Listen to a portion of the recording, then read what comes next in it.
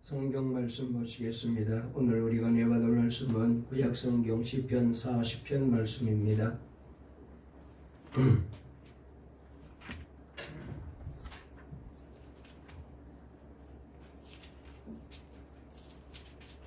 구약성경 831페이지에 있는 말씀 시편 40편 1절 말씀부터 17절까지 우리 다 같이 함께 말씀을 읽겠습니다. 시편 40편입니다. 1절부터 17절까지입니다. 구약성경 831쪽에 있는데요. 우리 영상으로 들어오셔서 예배드리는 분도 다 같이 읽겠습니다. 다 같이 읽겠습니다. 시작. 내가 여호와를 기다렸더니 귀를 기울이사 나의 부르짖음을 들으셨도다. 나를 기가 막힐 웅덩이와 수렁에서 끌어올리시고 내 발을 반석 위에 두사 내 걸음을 견고하게 하셨도다. 새 노래 곧 우리 하나님께 올릴 찬송을 내 입에 두셨으니 많은 사람이 보고 두려워하여 여호와를 의지하리로다. 여호와를 의지하고 교만한 자와 거짓에 치우치는 자를 돌아보지 아니하는 자는 복이 있도다.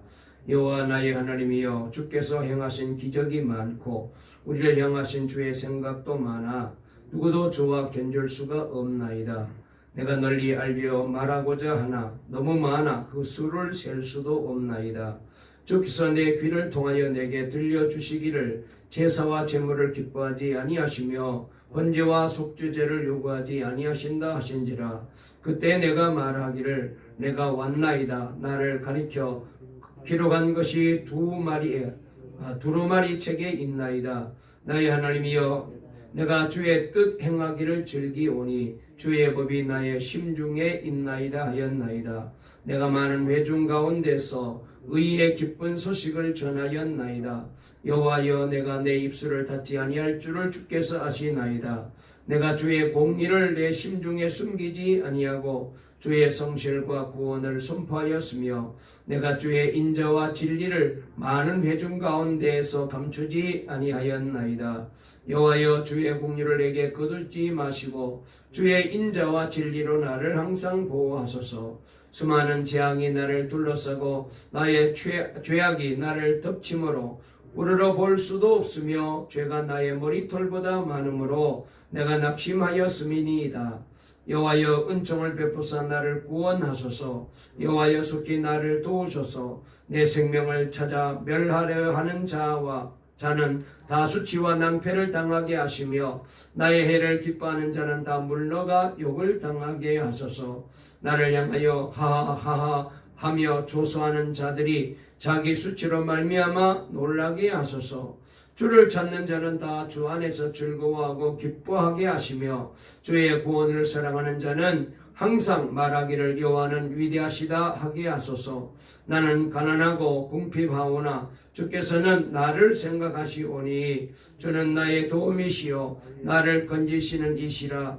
나의 하나님이여, 지체하지 마소서. 아멘.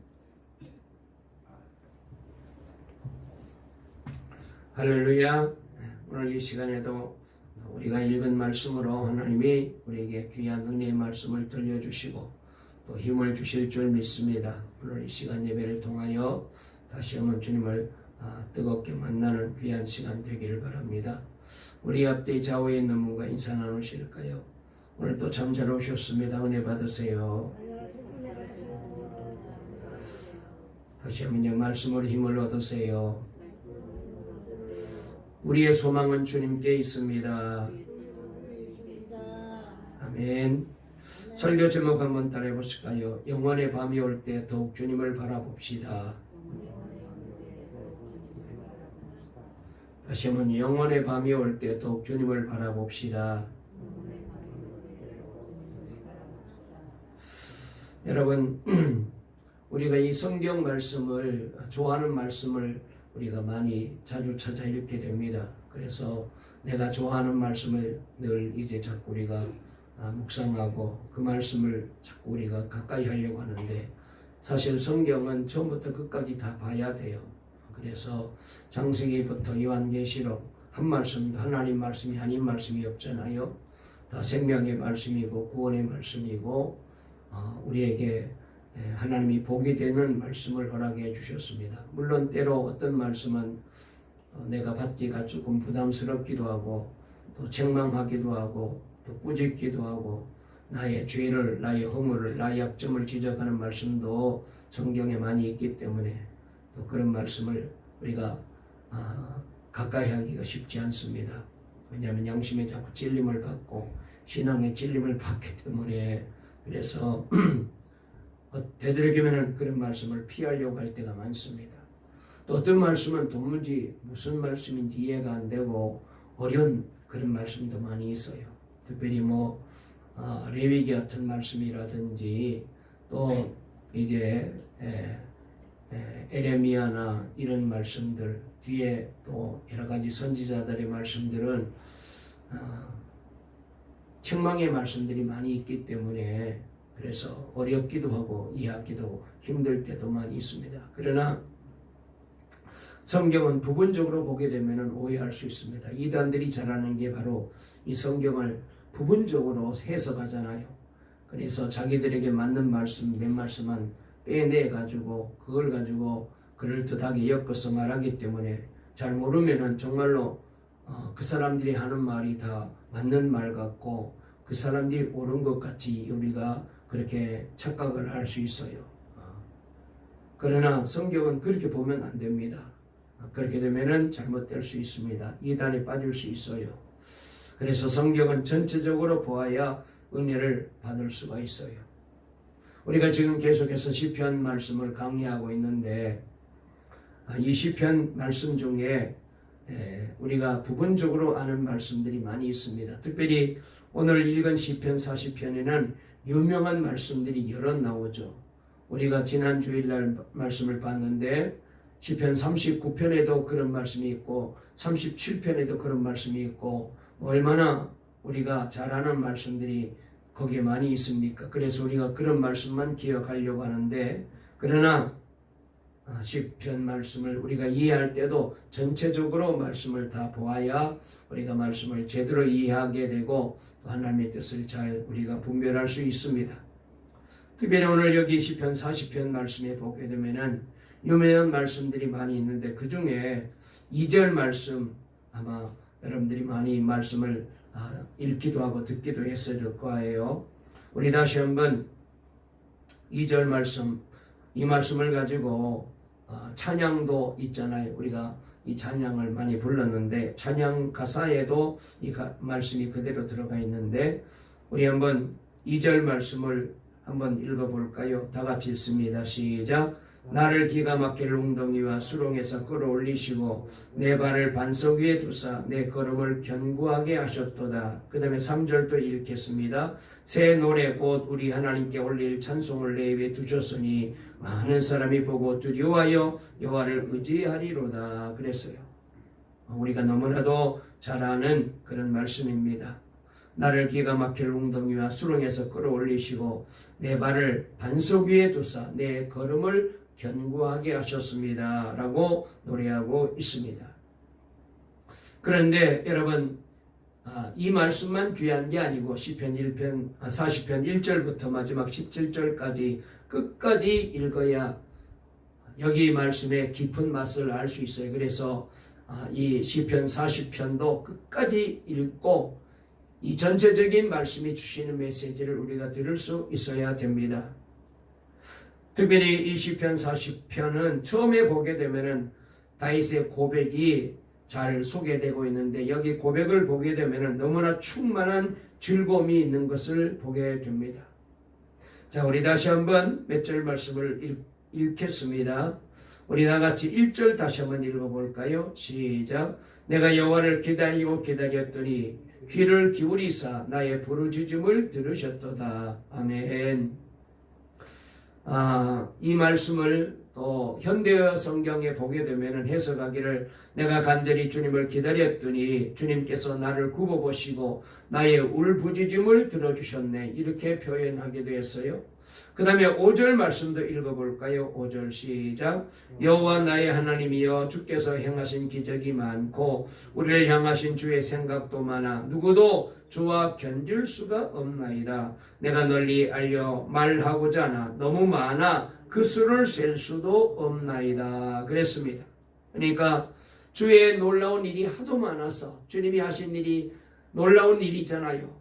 기적 같은 일이죠. 그런 일이 하도 많아서 내가 이 놀라운 주님의 일을 다 알리려 해도 알릴 수가 없을 정도로 헤아릴 수 없을 정도로 주님이 하시는 놀라운 일이 많다는 거예요. 그 다음에 9절 말씀도 보면은 나는 많은 회중 앞에서 주께서 나를 구원하신 기쁜 소식을 전합니다. 주님께서 하시듯이 내가 입을 다물고 있지 않을 것입니다. 이렇게 고백을 해요. 여러분 이렇듯이 다윗의 고백을 보면은 굉장히 지금 흥분되어 있는 상태인 것 같아요. 아주 좋은 그런 이제 분위기가 느껴지고 있습니다. 그래서 그러면 도대체 이 시를 다윗이 언제 적었을까? 이 시를 언제 지었을까? 한번 추측을 해보게 되면은 아마도 다윗이 사울의 박해를 피해 도피 생활을 하고 때로는 말이죠 살려고 미친 척도 했잖아요. 그리고 동굴과 골짜기에 숨어 지낼 때에 사울이 정말로 그냥 발끝까지 가까이 찾아와서 자칫하면은 한순간만 삐끗하면은 잡힐 그런 찰나가 많이 있었잖아요. 그런 위기가 있었습니다. 그런데 잡히지 않았어요. 그러다가 사울 왕이 블레셋 나라가 이스라엘에 쳐들어옵니다. 그래서 다윗을 쫓아다는 일을 그만두고 우선 이 전쟁부터 잘 해결해야 되기 때문에 전쟁을 잘 치료해야 되기 때문에 그래서 블레셋과 전쟁하게 됩니다. 그러다가 길보아산에서 그만 이 블레셋에 이스라엘 군대가 패하게 됩니다. 그리고 그때 사울도 전쟁에 패하고 난 다음에 스스로 이제 자결하여서 전사함으로 그래서 사울의 시대가 끝나고 이제는 다윗에게 무서운 추격해오는 이 사울이 죽고 없어지게 되자 그때 아마도 하나님이 내 기도에 응답해 주시고 나의 모든 위협에서 나를 건져주셨음을 감사해서 부른 노래가 아니었을까 그렇게 우리가 추측할 수 있어요. 그래서 다윗은 노래하기를 기도 응답을 노래하고 찬송이 터져 나오고 주님의 뜻을 행하는 것이 즐겁고 나는 평생 그래서 이 놀라운 일을 행하신 주님만을 전하며 살고 싶습니다라고 흥분해서 고백하고 있습니다. 여기까지는 분위기가 아주 좋아요. 여기까지 보면은 정말로 이제는 다윗에게 걱정 근심이 없고 좋은 일만 있을 것 같습니다. 그런데 갑자기 분위기가 바뀌어요. 11절 말씀 우리 다 같이 읽어보실까요? 11절 읽습니다. 11절 시작. 여호와여 주의 공의를 내게에서 거두지 마시고 주의 인자와 진리로 나를 항상 보호하소서 그랬어요. 12절도 읽어볼까요? 수많은 재앙이 나를 둘러싸고 나의 죄악이 나를 덮침으로 우러러볼 수도 없으며 죄가 나의 머리털보다 많음으로 내가 낙심하였음이니이다 그랬습니다. 여기 말씀을 보게 되면은 하나님 제발 주의 공의를 내게서 거두지 말아주세요. 그 다음에 얼마나 어려운지 눈앞이 캄캄합니다. 나는 희망을 다 잃어버렸습니다. 그리고는 13절에 이렇게 간절하게 매달리는데요. 13절 읽어볼까요? 여호와여 은총을 베푸서 나를 구원하소서. 여호와여 속히 나를 도우소서 그랬습니다. 빨리 나를 도와주세요. 안 그러면 내가 지금 죽을 판입니다. 나를 불쌍히 여겨달라고 애절하게 간절하게 매달리는 다윗의 모습을 보게 됩니다. 혼란이 되잖아요. 아니 조금 앞서까지는 전혀 그런 분위기가 아니었는데 갑자기 다윗이 지금 너무나도 혼란스럽고 어려운 처지에 있는 것 같아요. 그래서 이 말씀을 묵상할 때 많은 분들이 혼란스럽습니다. 도대체 어디에 초점을 맞춰야 될지 어느 장단에 맞춰야 될지 아니 조금 전까지만 해도 하나님이 내 기도를 들어주시고 내 기도에 응답해 주셔서 사울의 위험에서 나를 건져주셔서 나는 이제 너무 좋습니다. 그래서 나를 위기에서 건져주신 주님만 전하며 살겠습니다. 그랬는데 이제는 주님 너무너무 힘듭니다. 살기가 어렵습니다. 눈앞이 캄캄합니다. 나는 희망을 다 잃어버렸습니다. 저를 빨리 위기에서 건져주시고 하나님 지체하지 마시고 나를 빨리 살려주세요. 설교 준비하는 저도 한동안 이 메시지의 핵심을 잡기가 힘들었어요. 그러다가 깨닫게 되는 것이 영적으로 성숙한 사람일지라도 믿음으로 버티고 늘 성령 충만하여 큰 기쁨을 경험하는 자에게도 이런 영적인 시련이 온다는 것을 알게 되었어요. 그래서 16세기에 성인으로 추앙되는 십자가의 성 요한이 영혼의 어두운 밤이라는 책을 썼습니다. 영혼의 어두운 밤. 이후로 많은 그리스도인들에게 영혼의 어두운 밤이 더 이상 낯선 표현이 아닙니다. 여러분, 우리가 이제 보통 얘기할 때에 예수 믿게 되면은 염려도 걱정도 근심도 떠나가고 병도 다 낫고 하는 일도 잘 되고 예수 믿고 난 다음에는 아무 걱정 근심이 없습니다. 다 해결되었습니다. 우리가 그렇게 이제 얘기하잖아요. 우리가 그럴 줄 알고 예수를 믿어요. 그런데 사실은 아니잖아요. 예수를 믿고 그렇게 열심히 기도하고 저쪽대로 살려고 발버둥 치고 믿음을 끝까지 붙잡고 주님 말씀에 순종하려고 했는데도 불구하고 고난이 와요. 환난이 와요. 그렇게 충성하고 그렇게 헌신하고 그렇게 사명을 감당하는 사람들에게도 위기가 온다는 거예요.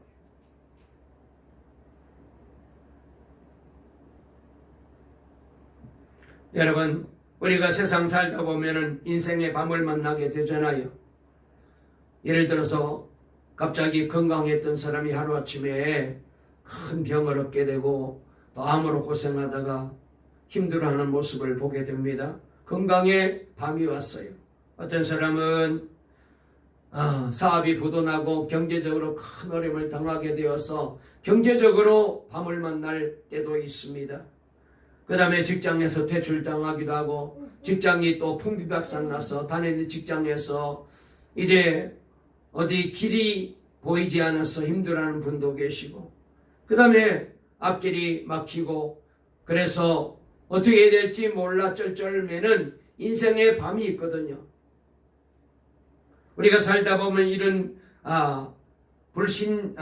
인생의 밤을 만나게 되는데 이런 일은 불신자에게만 있는 것이 아니라 믿는 사람에게도 이런 영혼의 밤이 있다는 거예요. 기도로 사는 사람에게도 영적으로 거듭나고 말씀에서 순종하며 주님 뜻대로 사는 사람에게도 인생을 살다 보면 시련의 때가 오게 되고 믿음의 여정에도 어두운 밤을 경험하게 된다는 거예요. 우리가 신앙 안에서 은혜의 눈이 뜨이게 되면 얼마나 기쁩니까? 얼마나 황홀합니까? 예수 믿는 재미가 이런 거구나. 기도 응답 받고 예배 드리면서 말씀을 통하여 힘을 얻게 되고 찬송하게 되면 힘이 나고 기도하게 되면 그렇게 좋아요. 성령 충만함. 마음에 여러분 이런 놀라운 은혜가 올 때가 있습니다. 정말 하나님이 늘 나와 함께 계시는 것 같고 그 다음에 영생이 있고 천국이 훤히 보이고 하나님이 얼마나 나를 사랑하시고 내가 하나님의 자녀가 되었다는 것이 얼마나 기쁘고 늘 주님이 내 마음에 임하시고 나와 함께 하신다는 이 은혜 속에 살 때가 있어요. 그런데 문제는 그 충만함이 그리 오래 가지를 못해요. 침체가 와요.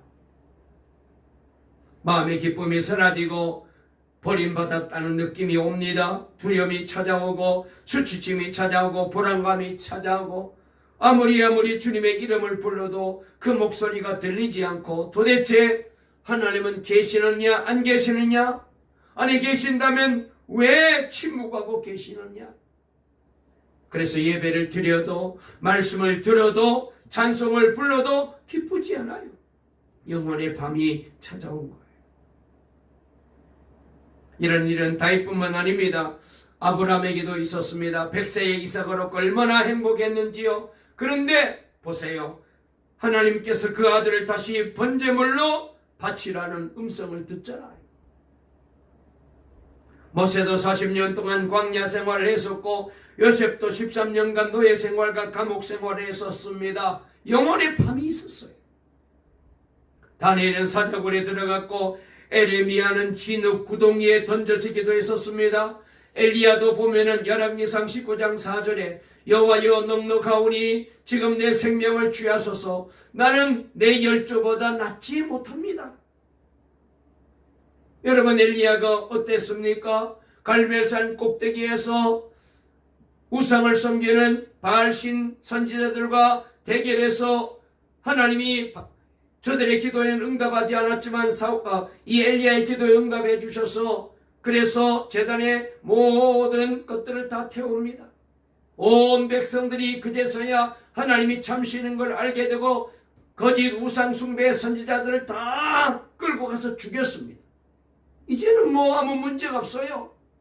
그런데 그 뒤에 보면은 이 엘리야가 여호와여 살기가 너무 어렵습니다. 버티기가 어렵습니다. 차라리 나 이렇게 살기 싫으니 나를 빨리 주님 곁으로 데려가 달라고.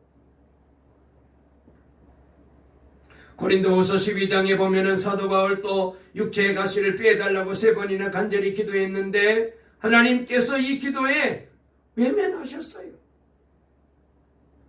아니 예수님께서도 십자가에 달리셨을 때에 나의 하나님 어찌하여 나를 버리셨나이까 외치지 않았습니까? 누구에게나 영혼의 밤이 있어요.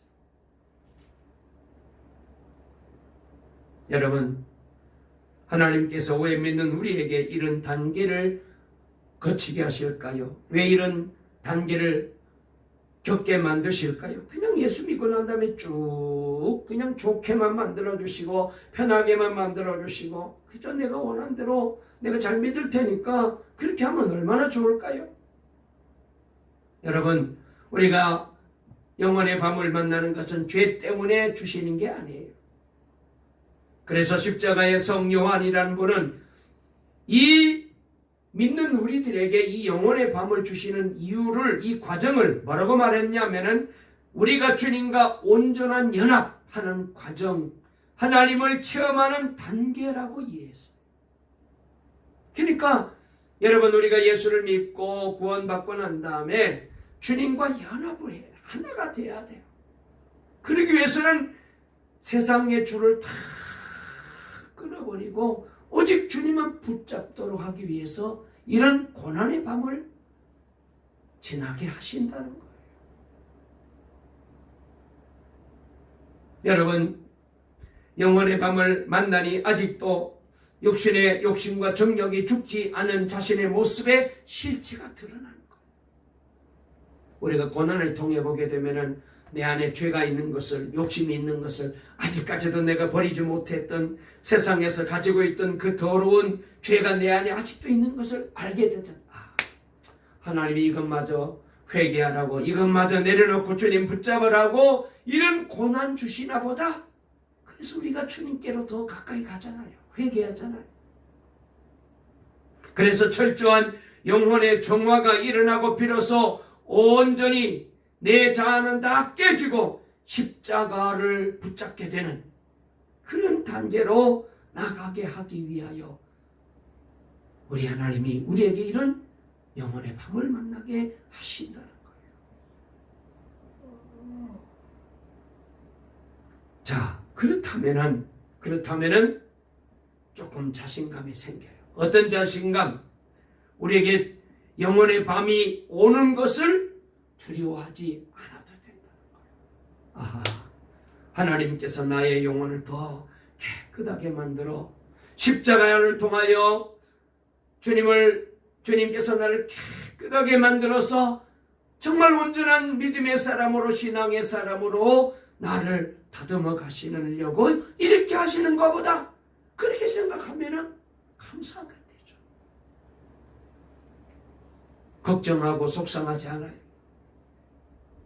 여러분, 그렇잖아요. 우리가 하루를 지나면서 밤을 만나게 되잖아요. 그런데 보통 사람은 밤이 오는 걸 두려워하는 사람은 아무도 없습니다.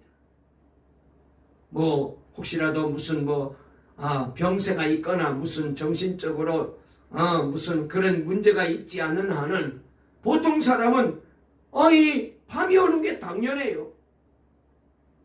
아침이 시작으로 시작해서 하루를 지나고 저녁 때가 되면은 밤이 오고 잠을 자고 나면 아침, 이거 다 우리가 당연한 걸로 알잖아요. 그렇게 두려워하지 않듯이 하나님께서 우리에게 영혼의 밤을 주실 때도 내게 필요해서 하나님이 이 밤을 지나게 하시려나 보다, 그렇게 받아들이고 믿으면은 문제가 안 되는 거예요. 예수님께서도 분명히 말씀하시기를 영혼의 밤이 와도 오히려 기뻐할 수 있다라고 성경은 우리에게 분명하게 증거합니다. 잘 아시는 대로 마태복음 5장 11절 12절에 보니까 이렇게 말씀하십니다. 나로 말미암아 너희를 욕하고 박해하고 거짓으로 너희를 거슬려 모든 악한 말을 할 때는 너희에게 복이 나니 기뻐하고 즐거워해라. 할렐루야. 하늘에서 너희의 상이 큰 것이다. 그러면서 너희 전에 있던 선지자도 너희들과 같이 그렇게 박해받았어. 그런 어려움을 겪었어. 너희들만 겪는 게 아니고 이미 그 기라성 같은 믿음의 선배들도 다 이런 과정을 거친 거야. 우리 주님이 그렇게 말씀해 주셨잖아요. 실제로 성경에 보면 그런 역사가 있었습니다. 쉽게 한 가지만 예를 든다면 사도행전 5장 40절 41절에 보니까 이런 말씀이 나와요. 저희가 옳게 여겨 사도들을 불러들여 채찍질하며 예수의 이름으로 말하는 것을 금하고 놓으니 사도들은 그 이름을 위하여 능력받는 일에 합당한 자로 여기심을 기뻐하면서 공의 앞을 떠나니라. 무슨 얘기입니까? 초대교회 성도들에게 박해가 많이 있었습니다. 특별히 그 중에서도 이제 이 유대인들이, 장로와 바리새인들이 예수 믿는 사람들을 다 붙잡아다가 더 이상 예수를 전하지 말라고, 예수의 복음을 전하지 말라고 저들을 옥에 가두기도 하고, 그 다음에 붙잡아 채찍질을 가하기도 하고 별의별 고난을 가하였습니다. 보통 사람 같으면은 아니 하나님 왜 이렇게 하십니까? 내가 복음을 위해서 이렇게 했었는데 복은 못 주실 망정 이렇게 고난을 당하게 하고 이렇게 매맞게 하시고 이렇게 힘들게 하시면 되겠습니까? 그러는데 거기 초대교회 성도들은 뭐라고 생각했느냐 하면은 예수님의 이름으로 능력받는 일을 당연한 걸로 받아들였다는 거예요. 그러면서 오히려 기뻐했대요. 예수 때문에 고난받는 것은 당연하다. 예수님 때문에 고난받는 것을 복으로 한 거예요. 여러분, 순교가 쉬운 일이 아니잖아요. 그런데 순교하신 들을 보게 되면 그걸 복으로 한 거예요. 왜? 예수 믿는 사람에겐 이런 핍박이 있고 이런 환난이 있고, 그래서 예수를 위해 살다 보면은 이런 순교의 자리까지도 가는 것을 영광으로. 왜? 하늘나라에 가서 받을 상이 있기 때문에. 성경에만 이런 예가 있는 게 아닙니다. 기독교 역사에 증인들이 많이 있습니다. 특별히 그 중에서도 18세기 초 요한 웨슬레와 동생 찰스 웨슬레가 신앙운동을 벌이고 있었습니다. 이때는 성공회가 이제 영국을 주장하고 있었기 때문에, 그러므로 이들이 막 요한 웨슬레, 찰스 웨슬레가 다니면서 복음을 전하는 것을 굉장히 불편하게 생각하고 이단으로 간주했어요. 그래서 도저히 당신들은 안 된다, 교회 밖으로 내쫓아버렸습니다. 온갖 좋지 못한 소문들이 떠들었고 죄목으로 고소를 당하기도 합니다. 그런데도 요한 웨슬레의 형제들은 그런 박해받는 것을 당연한 걸로 받아들였대요. 이렇게 우리가 고난당하는 것은 우리가 하나님의 뜻에 순종하고 있다라고 그렇게 받아들인 거예요. 그러는 어느 날 요한 웨슬레가 말을 타고 전도하러 가는데 문득 가만히 봤더니 매일 그냥 자기를 핍박하고 쫓아다니면서 박해하고 벨벨 위협을 가하고 해코지를 하는 사람들이 있었는데, 근데 지난 4일 동안에는 아무런 문제가 안 생긴 거예요. 아니 왜 이러지? 사람들이 마음이 변한 것도 아닐 텐데 왜 이렇게 내 아이에게 핍박을 안 하지? 벽돌이나 막 계란을 던지는 사람이 하도 많았는데 아무도 그렇지 않은 거예요. 그래서 이거 내가 뭔가 잘못됐다. 말을 타고 가다가 요한 웨슬리가 그 자리에서 물어볼 걸까? 하나님, 왜 이렇게 핍박이 없습니까? 내가 무슨 잘못한 일이 있어가지고, 아니 이렇게 내가 편안하게 이렇게 복음을 전하고 있습니까? 이거 제가 잘못된 것 아닙니까? 내가 죄가 있다면 용서해 달라고 막 기도를 합니다. 회개하는 거예요. 아니 우리 같았으면 그런 게 없으면 좋잖아요. 핍박하던 사람이 내게서 떠났는데 얼마나 좋아요. 그런데 요한 웨슬리는 오히려 그게 내가 하나님 앞에 뭔가 잘못해서 하나님이 나를 버리신 거라고 생각한 거예요. 그래서 막 땅에다가 무릎을 꿇고 손들고 막 회개 기도하고 있는데, 마침 이 모습을 저쪽 모퉁이에서 한 남자가 이걸 지켜보고 있었어요. 그리고는 웨슬리 목사인 것을 알아보고, 잘 됐어, 저 감리교 목사를 이번 기회에 내가 단단히 한번 손을 봐주어야지. 그리고는 기도하는 이 웨슬리 향하여 벽돌 큰 걸 하나 집어 던졌는데, 이 고약한 사내가 던진 벽돌이 다행히 웨슬리를 살짝 비켜 날아갔어요. 그러자 웨슬리가 이 사람 보고 화를 내는 게 아니라 오히려 기뻐하며 다시 하나님께 기도하기를, 하나님 감사합니다. 내가 괜찮군요. 제가 아직도 하나님의 임재 가운데 있음을 내가 깨달았습니다. 감사합니다. 여러분, 우리 이럴 수 있을까요?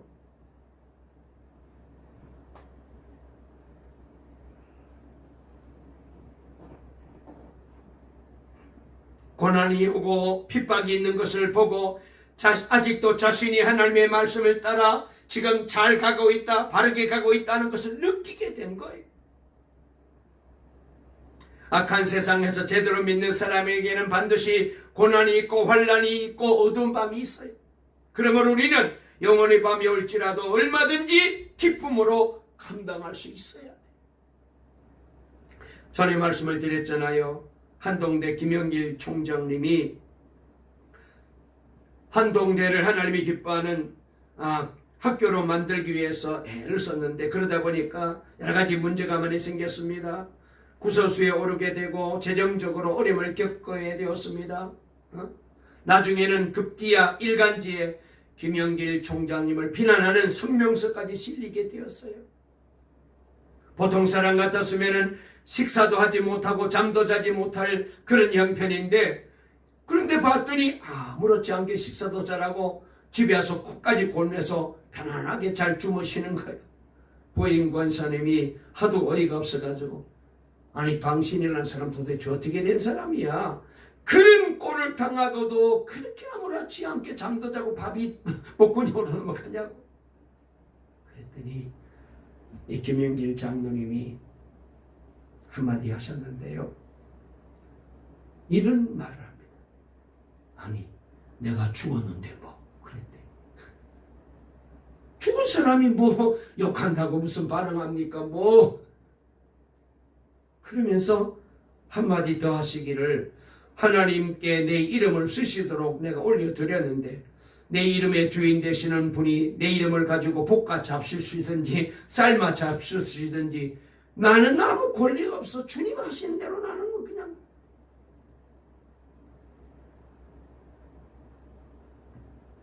여러분, 밤은 괴로워하고 소리 지르고 몸부림친다고 빨리 지나가는 게 아니에요. 밤은 밤대로 주시는 유익이 있으리라 믿고 여전히 주님을 바라보고 찬양하며 나아가면 잘 통과하게 만들어 주실 줄로 믿으시기를 바랍니다. 그래서 시편 37편 7절에 여호와 앞에 잠잠하고 참아 기다리라, 불평하지 말지어다. 우리가 수없이 말씀을 드렸잖아요. 지난 37편 우리가 말씀을 공부할 때 얼마나 은혜 받았어요. 시편 42편 5절에도 내 영혼아 네가 어찌하여 낙심하며 어찌하여 내 속에서 불어내야 하는가. 너는 하나님을 바라라. 그 얼굴의 도우심을 인하여 내가 오히려 찬송하리로다. 야고보서 1장 2절에도 내 형제들아 너희가 여러 가지 시험을 만나거든 뭐라고요? 온전히 기쁘게 여기라. 그 당연하다는 거예요. 예수 믿는 우리들에게는 영원의 밤이 오는 게 당연해요. 환난이 있고 핍박이 있는 게 당연하다는 거예요.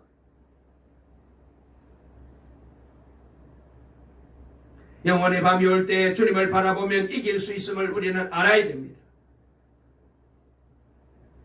자, 그런데 주님을 바라볼 믿음이 없는 사람은 어떻게 될까? 교회는 다니고 있지만 아직 이만큼의 믿음이 없어요. 그러면 어떻게 합니까? 사실 그렇잖아요. 좋은 믿음이 좋은 사람도 영원의 밤이 오면 혼자서 이기기가 어려운데 안 좋은 사람은 더 흔들리죠. 그때 교회가 필요한 거예요. 교회가. 그래서 교회가 있어야 돼요. 교회 공동체 안에 속하여 여러분 주님을 바라보는 눈이 열린 자와 함께 더불어 이 연약한 자를 붙잡아 주어야 돼. 그래서 목장이 필요하고 기간이 필요하고 그래서 우리 함께 더불어 믿음이 약한 자들을 우리가 잘 영적으로 세워주고 붙잡아주고 저들을 품어주고 여러분 기다려 주어야 돼. 어떤 사람은 정말로 오랜 세월이 지나도 쉽게 변화되지 않아요. 안타깝는데 그래서 참고 기다려야 돼요. 비난하면 안 돼. 욕하면 안 돼. 때가 되면 하나님이 역사하실 거예요.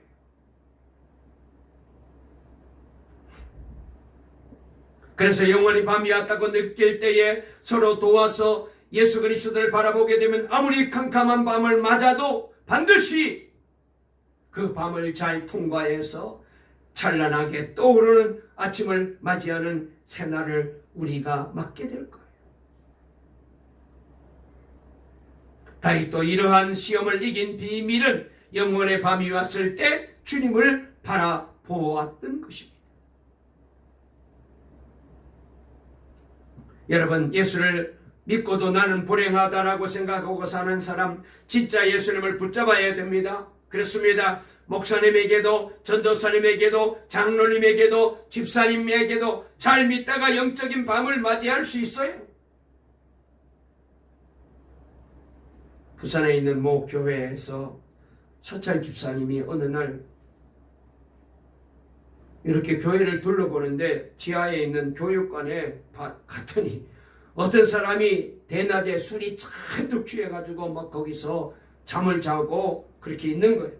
아이 그래서 깨워가지고 나가달라고 했더니 갑자기 이 사람이 벌떡 일어나가지고 이 사찰 집사 멱살을 잡고 막 소리를 지르기를 나 교회 전도사야! 나 시험 들었어! 시험도 이런 거라고! 왜 이래! 난리를 치더랍니다. 전도사도 그래요. 목사도 그럴 수 있어요. 영원의 밤을 만날 수 있어요.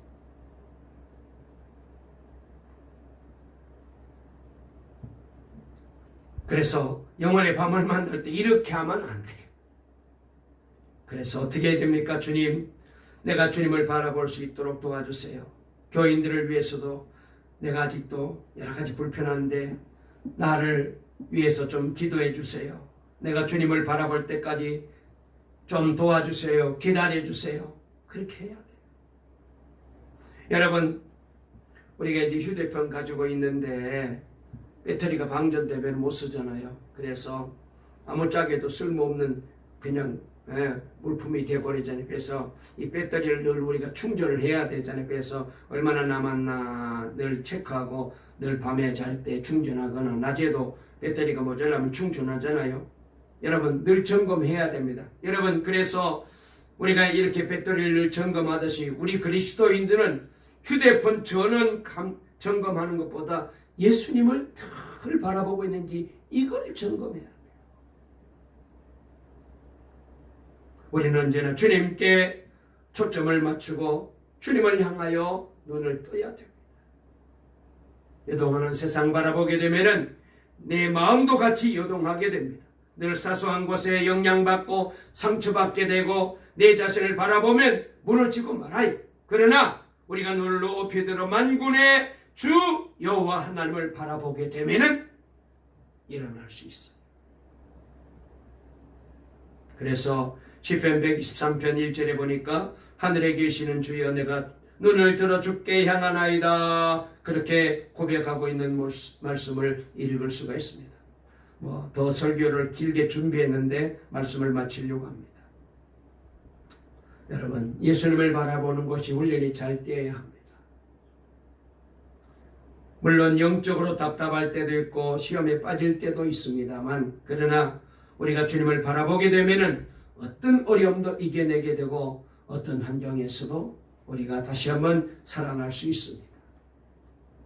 지금 우리가 살고 있는 이 환경은 믿는 우리들이 바르게 신앙생활하기가 어렵습니다.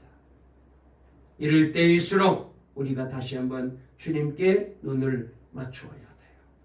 그리하여 영혼의 밤을 잘 이기시고 저와 여러분 모두가 다 함께 믿음이 약한 사람, 아직까지도 좀 기다려 주어야 될 사람, 기도로 격려해 주어야 될 사람들을 바라보시면서 함께 손을 맞잡고 우리 동강교회 모든 성도들이 용기를 내시고 힘을 내시고 주님 바라보고 기도하며 나아갈 때에 하나님께서 우리 교회를 통하여 모든 분들이 다 주께로 돌아오게 만들어 주시고 온 성도들이 하나님을 기뻐하는 믿음의 사람으로 세워지는 그날이 오게 만들어 주실 줄 꼭 믿으시고 이 믿음으로 일어나시기를 주의 이름으로 축원합니다. 축원합니다. 살아계신 하나님 아버지 감사합니다. 오늘도 저희들을 사랑해 주셔서 이렇게 주님 앞에 나와 예배할 수 있도록 복 주시니 감사합니다. 살아계신 하나님, 다윗에게도 영혼의 밤이 있었습니다. 아브라함에게도 영혼의 밤이 있었습니다. 모세에게도 영혼의 밤이 있었습니다. 바울에게도 영혼의 밤이 있었습니다. 심지어 예수님에게도 영혼의 밤이 있었습니다. 누구에게나 영혼의 밤이 있습니다.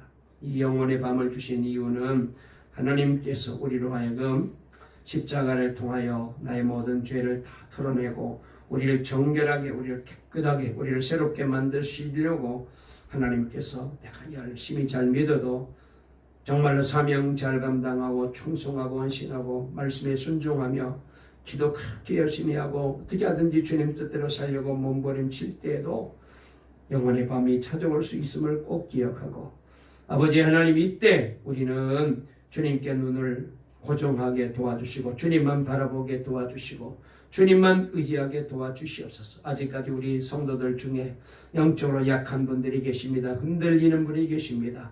그분들 하나님 아버지, 우리가 함께 기도해주고 격려해주고 참아주고 기다리게 해주시어서 모두가 한 번도 아버지 하나님 탈락되지 않고 낙심되지 않고 세상으로 빠지지 않고 주께로 돌아오는 그날이 있을 줄 믿습니다. 함께 더불어 손잡고 기도하며 나아가게 도와주셔서 온 교회가 함께 더불어 주님 앞에 할렐루야 찬양하며 영광 돌리는 새날을 주실 줄 믿습니다. 우리 온 성도들이 이 믿음으로 일어나게 주시옵소서. 예수님의 이름으로 기도 올리옵나이다. 아멘.